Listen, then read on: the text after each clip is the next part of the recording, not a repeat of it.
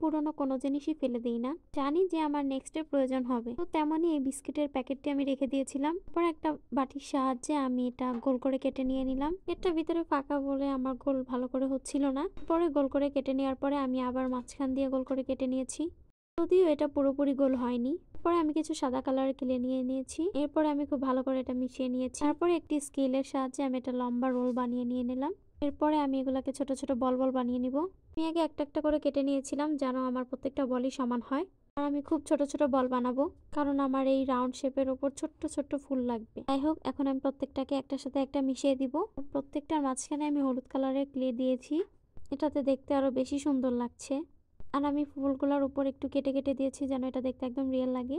তো আমি বেশ কয়েকটা ক্লে দিয়ে ফুল বানিয়ে নিয়ে নিলাম। এরপরে আমি রাউন্ড শেপটার উপরে আমি গ্লু লাগিয়ে দিব, এতে করে পড়ে যাওয়ার সম্ভাবনা একদমই থাকবে না। আমি ফুলগুলাকে এলোমেলো করে লাগিয়ে নিব, একটা গাঢ় কালার তো একটা হালকা কালার, এভাবে করে নিলে দেখতে অনেক সুন্দর লাগবে। যাই হোক গাইস, আজকের মতো এই পর্যন্তই। আমার ভিডিওটা যদি ভালো লেগে থাকে তাহলে অবশ্যই তোমরা আমার চ্যানেলটা সাবস্ক্রাইব করে দিবা, আর যাওয়ার সময় একটা লাইক মেরে যাবা। তো ফাইনালি আমার ক্লে দিয়ে একটি কিউট ওয়ালমেট তৈরি হয়ে গেল। Thanks for watching, tata.